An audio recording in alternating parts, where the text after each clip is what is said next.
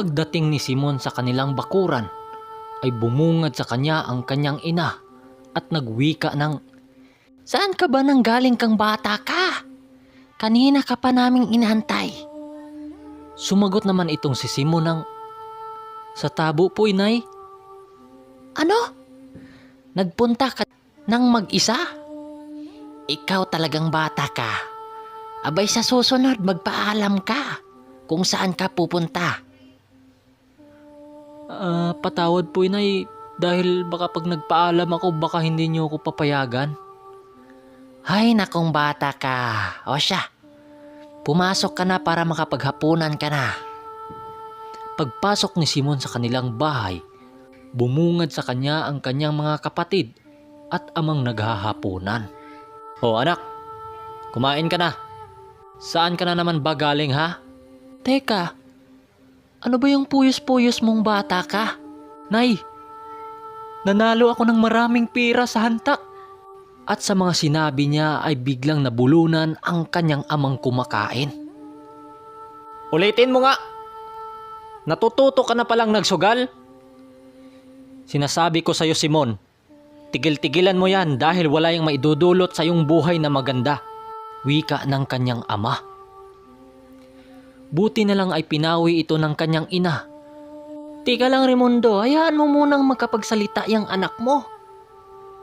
Nang ibinuklad ni Simon ang kanyang napanalunang mga barya, ay halos di makapaniwala ang kanyang ama dahil sa mga nakita niyang tumpok-tumpok na mga barya. Tuwang-tuwa noon ang kanilang ina sa kadahilan na makabili na sila ng mga sariwang isda at mga tuyo. Lumipas ang mga araw at papasapit na naman ang araw ng linggo. 2:00 pa lamang noon ay agad nang umahon itong si Simon sa kanilang umahan. At nagpaalam naman ito sa kanyang ama at ina na pupunta umano siya sa tabuan. Sa kanilang baryo.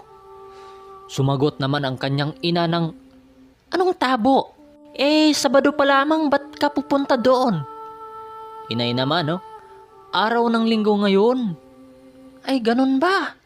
Sige, basta mag-iingat ka at umuwi ka ng maaga."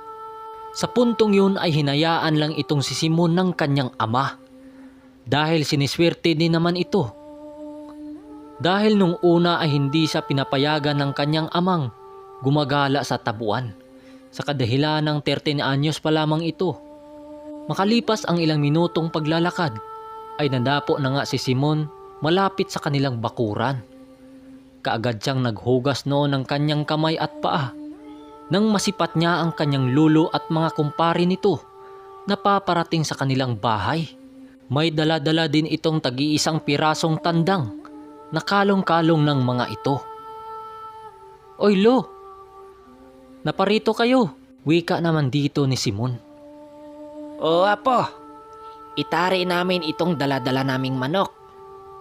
Nagbabaka sakali kami na makadala ng bihag pa uwi," sagot naman ng kanyang lulo. Kaya naman kinausap niya ito kung pwede ba siyang sumama. Pumayag naman ito. Kaya naman pumasok na si Simon at kaagad niyang kinuha ang kanyang nakuhang mutya doon sa uma. Pagkalabas ni Simon sa kanyang bahay, kaagad niyang kinuha ang kanyang manok na ugis. "Uy, anong gagawin mo sa iyong manok, apo?" Sumagot na naman itong si Simon ng, "Saan pa ba? Idi isabong." Napahagalpak naman sa pagtawa ang mga kumpare nito at pati na rin ang kanyang lulo. Bahagya namang ngumisi itong si Simon dahil nahiya siya sa mga sinabi ng kumpare ng kanyang lulo.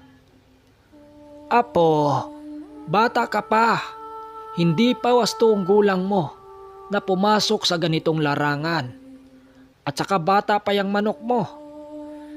Kaya naman ibinalik ni Simon ang kanyang manok sa pagkakatali nito at nagpaalam na rin ang kanyang lolo na natutungo na ito sa sabungan. Kaya naman naupo na lang itong si Simon sa hagdan ng kanilang bahay.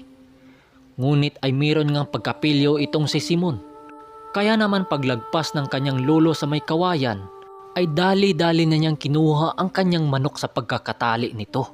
Nang makuha na niya ito ay tumakbo na siya pababa ng bundok. Naabutan pa niya noon ang kanyang lulo sa may bandang ibaba. Kaya naman pasimple siyang tumago sa mga damong hagunoy na pwede niyang pagtataguan. Pagdating niya sa sabungan, ay pinili niyang tunguhin ang kubo ng matandang nagtulong sa kanya. Ngunit pagdating niya sa bahay ng matanda, ay walang tao doon. Hinawi pa niya ang kurtinang nagsisilbing pintuan nito. Ay wala talaga ang matanda. Kaya naman bumalik na siya sa sabungan. Nakasabayan pa niya ang isang matandang babae at nagtanong ito ng, "Ano yung dala mong manok, iho? Ibibinta mo ba yan?" Sumagot naman itong si Simon ng, Hindi po tiya. Pinahawakan lang po ito ng aking lolo." Kaya naman pagkatapos noon ay lumapit na siya sa sabungan. Pinili pa niya noong umiwas sa kanyang lulo. Kaya naman doon siya sa kabilang banda pumisto. Nang masipat niyang hindi talaga siya makasingit dahil sa nga maliit nga siya. Kaya naman pumatong ito sa malaking bato, dala-dala ang kanyang manok. Nang masipat niyang magsimula na ang sultada, pumasok na sa ruwida ang dalawang panig. Nang masipat niya yon, ay napagtanto niya ay laban pala ito ng kanyang lulo. Pinagmasdan lang naman ito ni Simon. Nang bitawa na ang dalawang manok, ay biglang sumugod ang manok ng kanyang lulo at agad na binugbog ang manok ng kalaban. Bumawi naman ang kalaban habang itong si Simon ay hindi mapigilang magtalon-talon at magsisigaw sa taas ng bato. Ngunit sa kasamaang palad ay biglang tinamaan sa kilikili ang manok ng kanyang lulo na naging sanhi upang ito'y bumulagta sa lupa na wala ng buhay. Kaya naman dali-dali niyang nilapitan ang kanyang lulo. Nakita naman siya nito at kasama ang mga kumpare nitong wala ng hawak-hawak na manok. At paglapit niya rito ay agad namang nagwika ang kanyang lulo ng, "Loko kang bata ka! Grabe yung talon mo sa may malaking bato! Dinala mo pa talaga yung manok mo!" Wika ng kanyang lulo. "Lo, natalo lahat ang mga manok nyo?" Tanong dito ni Simon. Ganyan talaga kapag minamalas ka." "Oo, ganyan talaga, Simon. Kapag minamalas ka talaga." Sagot din naman ng kasamahan nito. Lo, ito na lang kayang dala kong manok ang ipanlaban natin." Wika dito ni Simon. Sumagot naman ang matanda ng, "Seryoso ka ba dyan sa pinagsasabi mo?" Sabay hagalpakan sa pagtawa ng mga kumpare nito. Ngunit sa dahil sa pamimilit ni Simon, ay pumayag na rin ang kanyang lulo. "Lo, subukan ko kayang bumitaw ng manok sa labanan." Wika ni Simon. "Wag na! Baka masugatan ka po. Ako na lang ang magbibitaw. Ikaw talagang bata ka." Pero nagpupumili talaga itong si Simon. Kaya naman sumama na ang kanyang lulo sa ruwida upang ito ay ang magtanggal ng sakuban ng bulang. Nang bibitawan na ni Simon ang kanyang manok, nagwika pa ang kanyang lolo ng, "Apo, mag-ingat ka, baka masugatan ka." Nang makita ito ng mga taong namumusta, ay kita sa mga mukha ng mga ito ang pagtawanan. Dahil sa mga panahong yon ay kauna-unang bata ang nagbibitaw ng manok sa labanan. Nang mabitawan na ang dalawang manok, ay agad nang nagsalpukan ang dalawang panig.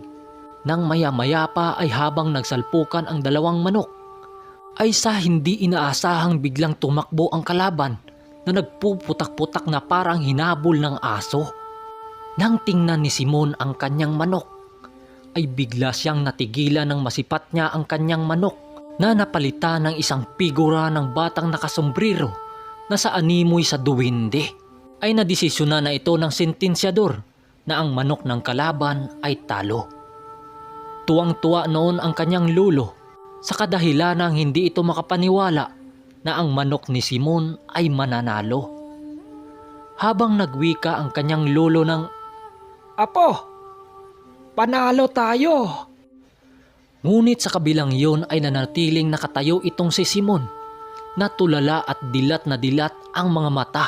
"Simon, Hindi ka ba masaya sa pagkapanalo ng manok mo? Wika ng kanyang lolo. Masaya naman lo. Pero Anong pinipero-pero mo dyan? wika ng kanyang lolo. Wala naman lo. Hindi talaga makapaniwala si Simon sa pangyayaring yon. Hindi ko akalaing ang manok mo lang pala ang makaganti sa kalaban. Wika pa ng kanyang lolo. So dito muna natin putulin ang kwento, pero bukas upload natin ito ng buo para tuloy-tuloy ang iyong pakikinig. So dito na yung shoutout natin. Shoutout kay Francis Torres, kay Der Music Lover, John Ryan Caraguio. Shoutout na rin kay Elginate Yongwe, kay Arnel Morano from Leyte, Renz Warle Rodriguez from Calatrava, Negros Occidental. Oy, Bisaya po ni Day, may halong Ilonggo. Shoutout kay Roldan Oscar Rodriguez Francisco. Shoutout kay Agnes Jimenez, Rina Adapon. So maraming salamat sa iyong panonood. So bukas na ulit. Maraming salamat.